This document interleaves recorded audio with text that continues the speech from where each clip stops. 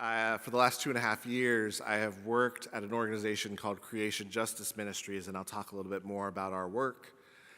And in that 2.5 years, a lot of my job has been to encourage people to find new ways to love and embrace God's creation in its entirety, to figure out ways that we can see the beauty in all of God's creation.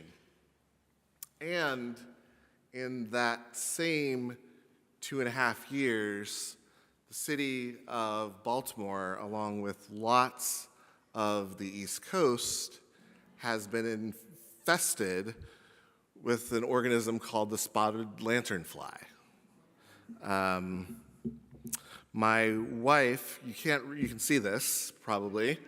My wife bought me this sticker which says, "Please tread on me." So while I am going out and telling people how much they should love God's creation, I spend a lot of my time smashing spotted lanternflies because supposedly that's the right thing to do.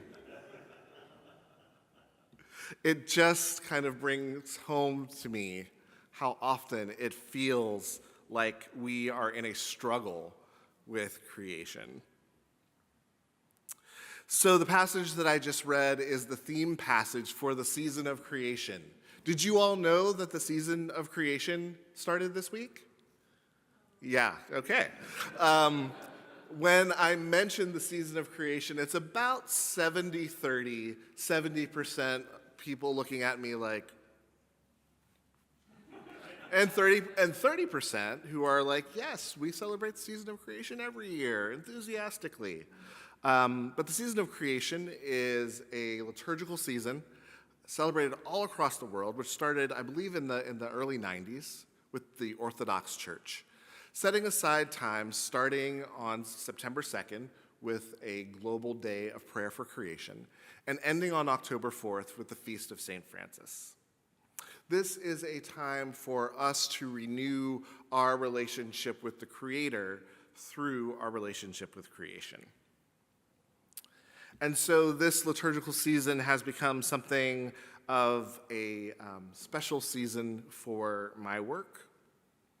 And the theme this year is peace with creation. So underneath that title, underneath that theme, is an assumption.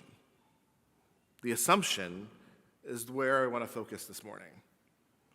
Because if there is a theme that is peace with creation, what is assumed then is that there is, in fact, a war on creation.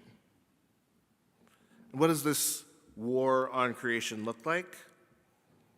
Well, when on day one of an administration, it pulls out of the Paris Accords, the global treaty designed to keep global temperature rise in check, that looks like that's what a war on creation looks like. When we begin to allow offshore drilling in protected marine sanctuaries, that's what a war on creation looks like. When we begin selling public lands for mining and development, that's what a war on creation looks like. When we begin rolling back incentives for renewable energy, that's what a war on creation looks like.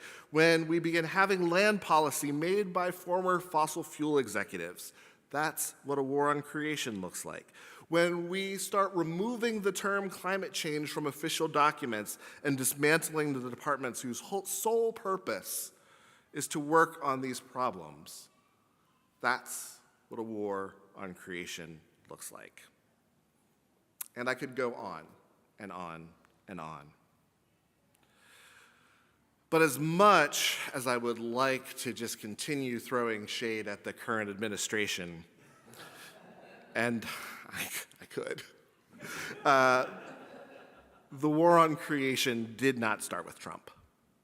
For a long time, the U.S. has used disproportionate amounts of resources compared to our population size. We've developed a culture where everything is disposable without thinking about where the trash goes. We've developed an agricultural system that allows for out-of-season produce to be available anywhere in the world at any time. I should not be able to get pineapples in Baltimore in February. It's a system that has designed cities that are built for cars and not for people. It's plastic being so pervasive in our culture that it's being found in breast milk and the placentas of newborns. It's our personal choices about food, transportation, and fast fashion.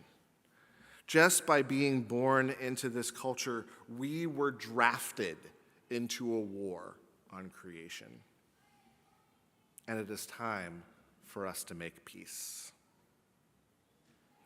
Peace with creation begins with justice for creation, because peace is always a prerequisite for true justice.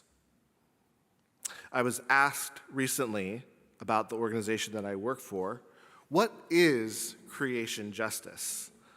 And as I tend to do, I answered by saying what the opposite is. Creation justice assumes that injustices have been done to creation, that we have mistreated the land, the air, the water, and creatures on this planet. And by creatures, that includes humans. Because as much as we hate to admit it, we are creatures. Many of our issues stem from our forgetting that fact. Creation justice is recognizing that the same forces that cause racism, sexism, homophobia, transphobia, nationalism, and all the other isms are the same forces that exploit creation and reduce it to natural resources to be commodified. Creation justice is an intersectional understanding that climate change is a threat multiplier, meaning that those already vulnerable in our communities are more vulnerable to rising heat, severe storms, contaminated water, unbreathable air, and soils that can't produce food. Creation justice recognizes that the web of mutuality in which Dr. King spoke of and said we're all tied up in includes our non-human kin. The passage from Isaiah that we read suggests that before there can be peace for humanity, there will have to be justice done for creation. So, how do we get there? Two quotes have animated my work in the last couple of years. The first comes from Gus Speth, who was an environmental lawyer and scientist. And I love this quote. He says, "I used to think the top environmental problems were biodiversity loss, ecosystems collapse, and climate change. I thought that with 30 years of good science we could address those problems, but I was wrong. The top environmental problems are selfishness, greed, and apathy. And to deal with those, we need a spiritual and cultural transformation. And we, scientists, don't know how to do that." So first, we have to recognize that we have all of the science that we need. What we lack often at times is the will to put that science into action. What we lack is the moral courage and spiritual energy, the things that the church has always brought to social movements. The other quote that has been animating for me comes from a Senegalese forest engineer named Baba Dioum. He says that in the end, we will conserve only what we love only what we understand, and we will understand only what we've been taught. Or as Wendell Berry said, it all turns on affection. It shouldn't surprise us as Christians that it all comes back to love.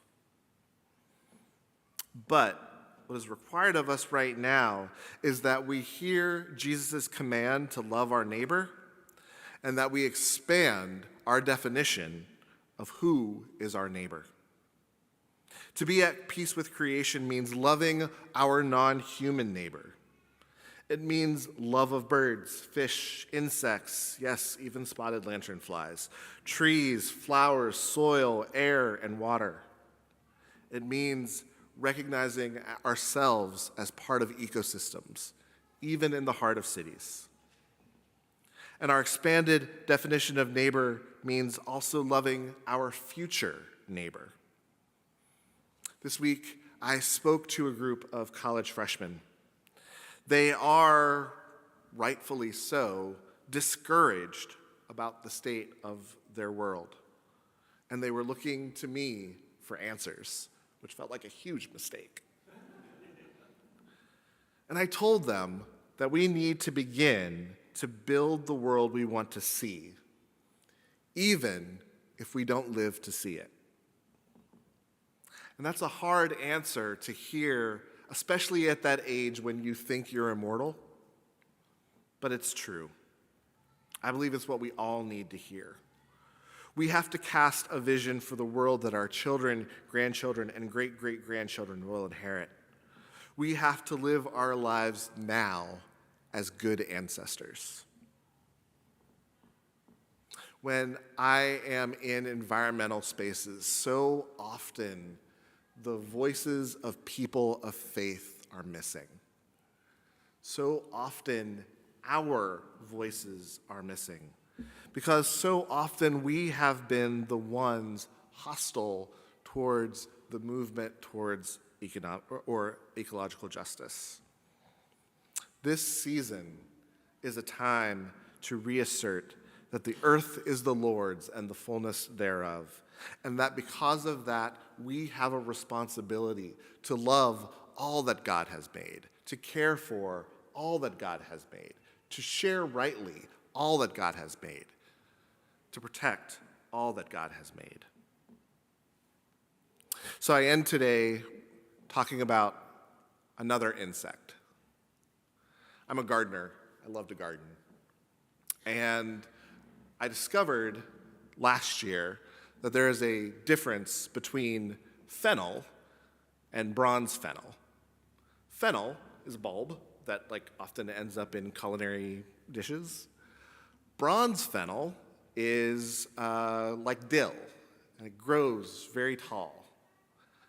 And over the last few weeks, I've had the great joy of seeing my bronze fennel covered in caterpillars. And the last week, watching those caterpillars, watching with great fascination as those caterpillars created cocoons, and as those cocoons began to hatch, and as the butterflies began to fill my yard. It's time for us to become refascinated with God's world. It's time for us to fall in love with the miracle of creation that is around us. Yes, even in cities, God's creation is not far from us. And God's creation is crying out for justice. And God's creation is crying out for us to know that we will never truly know peace until we have made peace with that which God has made in love. Amen.